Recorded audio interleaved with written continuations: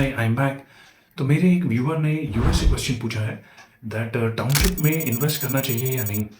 तो I think it's been almost 3 months now मैं इस चीज़ पे रिसर्च कर रहा हूँ। मैं ये टाउनशिप का जो मार्केट है ये मैंने स्टडी किया है। तो अगर हम टाउनशिप्स देखें तो थाने, डोंबिवली, कल्याण, देन भिवंडी एंड अभी तो आई थिंक विरार में भी मैंने सुना है कि टाउनशिप कोई आ रही है। तो इन टाउनशिप्स में क्या होता है ना, 1,000 फ्लैट्स होते हैं, कहीं पे 1,500 फ्लैट्स होते हैं, कहीं पे 2,200 फ्लैट्स तक मैंने सुना है, 2,200 फ्लैट्स।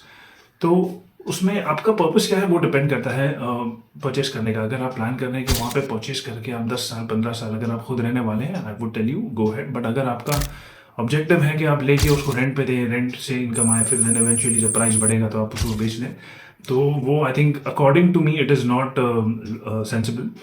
तो उसमें रीज़न ये है उस चीज़ का कि the real estate market depends on supply and demand. आपके पास सप्लाई कम होनी चाहिए और डिमांड ज़्यादा होना चाहिए एज अ प्रॉपर्टी ओनर और एज एन इन्वेस्टर। अब फॉर एग्जांपल मैं आपको बेसिक समझाता हूँ।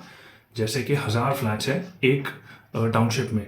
अब ये जो फ्लैट्स है ना, ये मोर और less it's the same thing, कुछ ज़्यादा फर्क नहीं होता है। तो आपका फ्लैट रेंट पे कब जाएगा? आपका फ्लैट रेंट पे तब जाएगा जब आप सबसे लोएस्ट रेंटल डिमांड कर रहे हो। बिकॉज अगर 1,000 फ्लैट्स है तो 1,000 में एटलीस्ट 100 फ्लैट्स तो होंगे जो रेंट पे देने वाले हैं, जो ओनर्स 50 तो होंगे। तो विच इज़ वाई यहाँ पे सप्लाई इज इन अबंडेंस, बहुत ज़्यादा सप्लाई होती है। And same logic applies in sale also.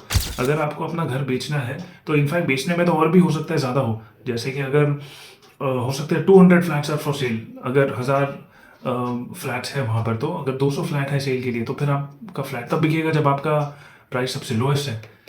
तो आई टू कंक्लूड इट मैं बता देता हूँ, अगर आपका ऑब्जेक्टिव है कि आप लेके वहाँ पर रहें कुछ साल तक, 10 साल 15 साल तक, तो I would suggest you go है।